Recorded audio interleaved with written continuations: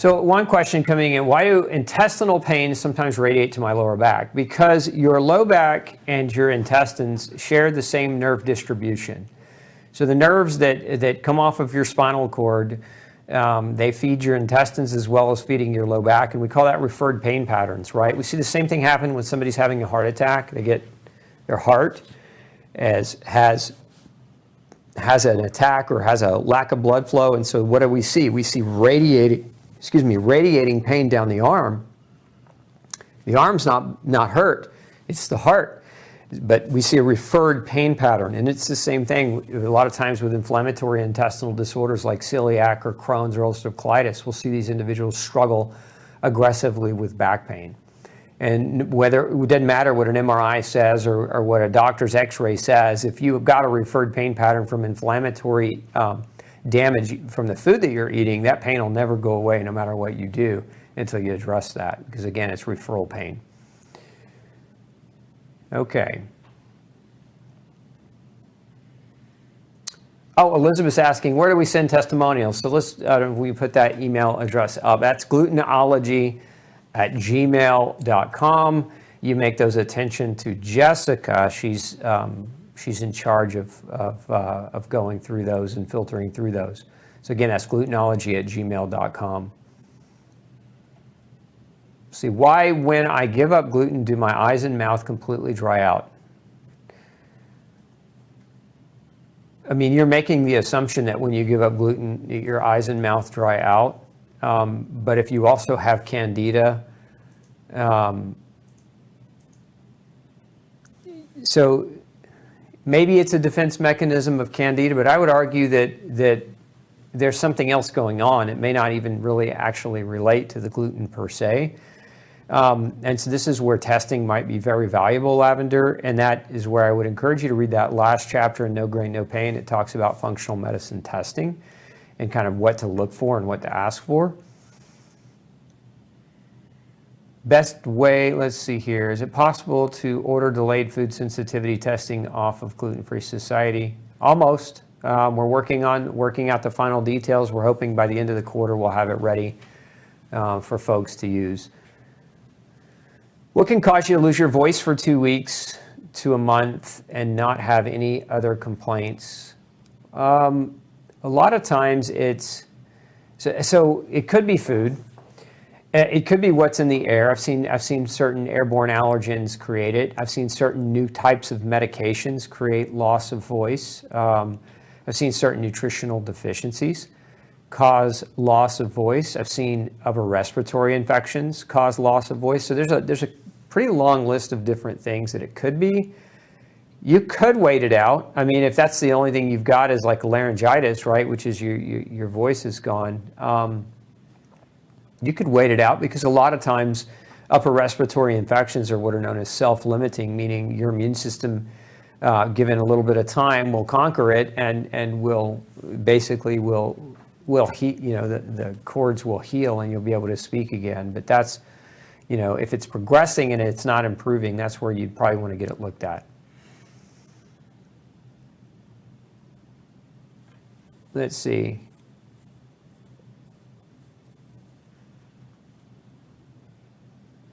How does celiac disease connect with MS? I'm assuming you mean multiple sclerosis. They're both autoimmune conditions. We know that celiac can be caused by gluten. We know that MS, for many, can be triggered. Gluten can be one of the triggers. We also know that that some of the hallmarks of both diseases, celiac and MS, share a lot of the same nutritional loss or deficits. For example, vitamin B12 and vitamin D deficiency are extremely common in both of those conditions, and we know that the deficiency of B12 and vitamin D will create a chronic persistent inflammatory issue in the intestines of a celiac patient, making it hard for them to heal their gut lining. And we know that vitamin B12 and vitamin D deficiency in a patient with MS will make it very, very hard on them neurologically, because you actually require vitamin D and vitamin B12 to repair the myelin sheath that coats the nerves. And so that a lot of correlation between the two conditions.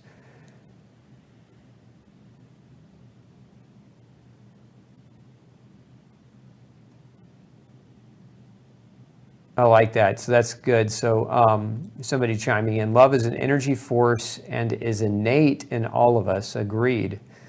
Love is the greatest power, and it is, if natural, the highest invisible food from the infinite for soul and body. Love that. Robert says love is a dangerous disease.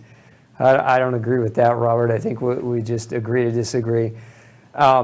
Angela, love is definitely healing. When I'm in love or loved, I'm happy and feel good. When I'm not loved, I get depressed, which is traumatic, and trauma can lead to autoimmune disease. No doubt about it. Is it normal to have folate deficiency after going gluten-free for a celiac person? Is it normal? It's not normal or abnormal. It's common. Folate deficiency is quite common in patients after going gluten-free, but also before going gluten-free. So I wouldn't say that you're going to become folate deficient as a result of going grain-free. Remember, grains are generally fortified with folic acid, which is a synthetic folate. So a lot of nutritionists would like to say, well, you got to eat grains because you need your folic acid. Well, you can get folate from natural folates from a lot of foods, liver being one of them, green leafy vegetables being another. You don't need grain to accomplish that. So I think it's probably more common because of the damage and the inhibition of digestion and absorption caused by years of degradation to the intestines. Let's see here. Is it normal to, let's see, I answered that one. Adrenal fatigue issues, how to heal and lose weight that is getting worse and not losing, therefore causing more stress. Almost 40, mostly paleo. So adrenal fatigue's tricky. We're not going to be able to obviously answer that question comprehensively in tonight's show. It's a topic we're taking on here. I think it's a show topic here in the next few weeks. So you might want to just make sure you're subscribed and stay tuned. But I would say one of the biggest issues with adrenal fatigue, even if you're following like a paleo style diet, is there could be other things that you're being exposed to, whether food or chemical based, that are driving up your cortisol.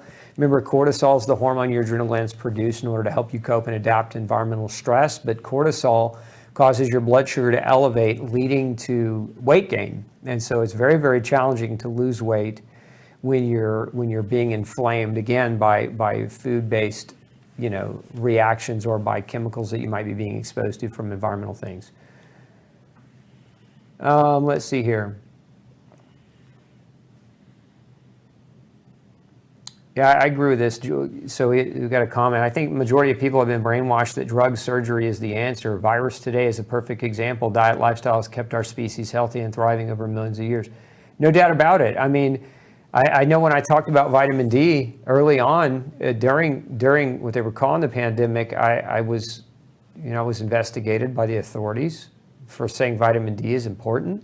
New York Post wrote a hit piece against me. I mean, you guys can go back. You probably remember, you can look at our archives, just how misleading the propaganda was, just because I was talking about diet as a means to healthy immune response. I mean, this whole thing's been an agenda to rape the bank accounts of folks and to shut down small business and transfer the largest transfer of wealth ever seen in the history of mankind as a result of the greed and the inadequacy of the bureaucracy that is what so many people, bow to their altar and worship. Absolutely agree. Let's see here. Opinion on eat right for your blood type. I think there's some truths to that. I don't agree with everything. I haven't seen it all pan out as clinically in my experience, but I think there's some truths to it. I think it's an intelligent read for sure. And Dr. Peter Diadamo is a very, very smart guy. I think it's worth a read for anybody who's trying to navigate and understand diet better. But I'm a little partial to no grain, no pain. Again, obviously, my partiality to no grain, no pain comes from my 21 years of clinical experience and what I've seen work in people over time. Why do I have fluid in my knee that won't go away? Good question. You got to have it looked at. I mean, there's a lot of reasons why you can have fluid. I have seen cases, some of the more common causes of fluidity retention in a knee is an potential initial trauma, and then there's a lack of motion after the trauma to really help the knee heal. A lot of times people sit, right, 8 hours a day at a desk. If you've had any damage at all to the knee and fluid starts to retain in the knee, the lack of motion and movement will make it almost impossible for the fluid to come out of the knee. You've got to have motion of the joint to basically have fluid regularity within the joint itself. You also might have, an intrinsic damage that's creating persistent inflammation. You might have a food allergen. You might be gluten sensitive. I mean, there are a number of different things that it could be. How do you determine the right dosage of supplements according to the person's weight?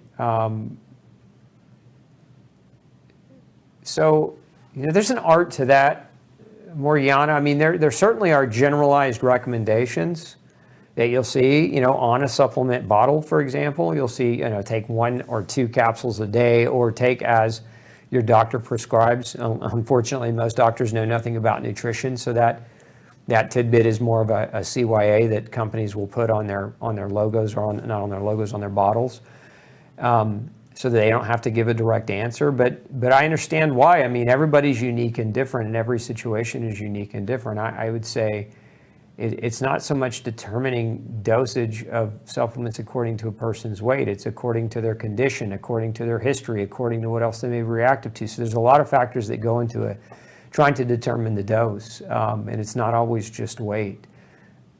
So I would say, unless you're training, unless you are in this field and you are training because you are the person helping somebody understand how much they need to take, that question's a little bit too deep for what we can get into tonight. Can cervical instability mess with digestion? It can. It absolutely can. The question is it, right? It can, but is it? And so there are 3 kind of categorical areas that can affect digestion, 3 pillars, if you will. One is your physical frame, your physical structure, including your cervical spine. Number 2 is biochemical, and this has to do with what are you putting in, right? What are you putting in that has the ability to biochemically manipulate how your digestion is functioning, and that includes chemicals, that includes food, that includes medications and other things. And then the third is your mental or emotional status, right? And that if you're highly, highly stressed and you're in a sympathetic dominant state, your digestion is going to suffer. And so the real question is, where in those 3 areas do you need to be addressing your digestive issue? And it could be, for some people, it's all 3 areas. For some people, it's 1 of the 3. For others, it's 2 of the 3. Just depends. Can I get sick from someone that got vaccinated? I am not vaccinated. I have problems sleeping after I spend time with them. There's a lot of, I don't think there's a lot of research yet that's been published on vaccine shedding. Theoretically, it makes sense, and anecdotally, meaning we've heard in the groups of doctors that I stay in communication with, we have in a combined fashion, we have seen thousands of anecdotal cases of illness as a result of being exposed to somebody post-vaccine, especially within that first 2 weeks. Now, that being said, I can't say there's any published research that shows it, but it's always best to have caution, right? If that's something you're concerned about and somebody you love or care about or you're in a relationship with is deciding to get a vaccine and that's your concern, I would just say it's good to at least wait that 2-week window. Think of it as almost like somebody who gets a flu shot, where a lot of times they end up getting the flu. It's the same, kind of think of it almost in a similar fashion. Is it possible to have an autoimmune disorder triggered by stress and not gluten? It is.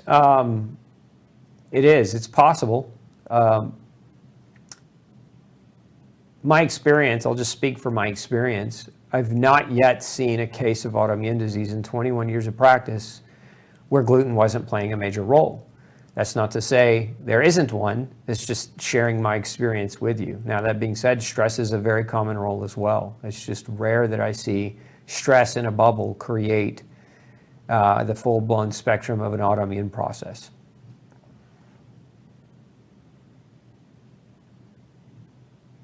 How many hours one must sleep if you're 49 years old or older?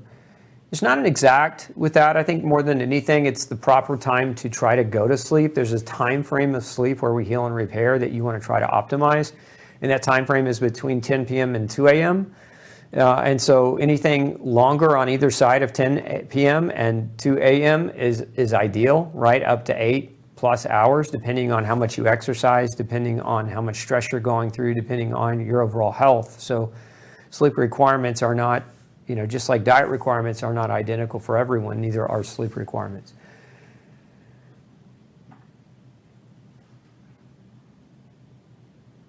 Would I suggest to take ultra acid for every meal, even without meat? So this is a question coming from somebody asking about a supplement that I formulate called ultra acid. Ultra acid is a digestive aid, and so it's taken to help to digest heavier proteins. And so it can be ideal to eat it, especially if you're going to eat a large quantity of meat before a meal. Taking the extra acid can be very, very beneficial and very helpful to support that proper digestion. Do you need to use it if you're not eating meat? It depends. It depends on the level of digestive aid your body could benefit from. So some people do really well taking it even without eating meat because they produce low levels of stomach acid and need a little bit of extra acid to help them digest even non-protein based meals. So it just depends on the individual. Hey, if you've got a functional medicine or health question that you'd like me to answer for you, make sure you send me an email, glutenology@gmail.com, and we'll do our best to create a video answer just for you. Have a great day.